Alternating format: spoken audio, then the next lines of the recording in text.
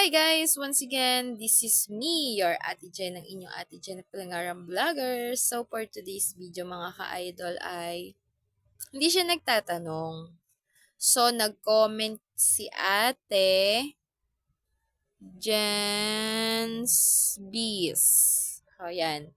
Nag-comment siya dun sa isang nag-comment din sa aking post na video na how to convert your SPay later. Sa mga ka-idol dati, nagko-convert talaga ako ng SPay later. Pero nga, isang araw, bigla na lang, nung magko-convert ako, ayaw nang gumana ng aking QR code na hindi ko alam kung bakit. So, yun. Tapos ito nga si Idol Jens, hindi ako 'yan Ako si Jens. So, ang comment niya dun sa isang nag-comment din dun sa aking post ay, "Hi, you can message me if you want to convert your SPay later to cash po. Mababa lang po rate ko." So, hindi ko naman pinagbabawalan na mag-comment, yung mga gustong mag-comment diyan sa mga post ko. Pero ito lang mga ka-idol ha, hindi ko naman nilalahat na mga scammy. So,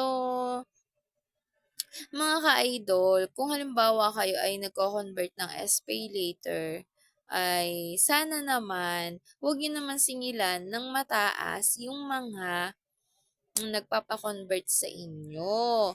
Oo, alam ko na meron dapat bayad sa transaction. Siyempre, load nyo. O, diba? Tapos yung abala nyo. Pero, wag naman yung 5%, 10%, 20%, 30%. Grabe naman yun, B. So, itong post ko na to, itong pagsagot ko na to, hindi lang para kay Idol Jens, ha? So, sa mga lahat ng makakapanood, ganito po kasi yun. Kapag ka sa My Business account po, ay pagka, convert doon, ay, wala talaga siyang charge. So, kami na lang na merong Maya Business account, yung magcha-charge sa tao kung magkano yung sisingilin namin. So, parang sa GCash po, di ba pag nagpa-cash in ka, magkano? 10 piso, 1,000. Sa 500 pababa is 5 piso. Ganon, mga ka-idol. Pero yung iba kasi, biruin mo naman, napakalaki nila maningil na ginagawa talaga nilang negosyo. Kaso nga lang, yung negosyo na yun, kaawa naman yung tao. Kasi nga mga ka-idol, inutang lang din nila yun sa SPay later. Tapos syempre magbabayad sila ng may tubo pa nga 'di ba? Oh.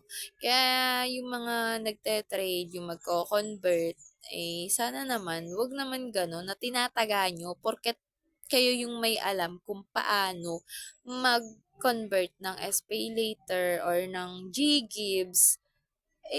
Grabe naman kayo, ha, 'di ba? Wag naman gano'n. So, sa lahat po ha, hindi lang para dito kay Idol Jens B, ay sa lahat po na sana naman. At saka, if ever na meron kayong SPay later, wag nyo nang i-convert. Naku, utangin nyo na lang yan at baka ma-open pa ang inyong S-loan. So, ayan lang. Thank you!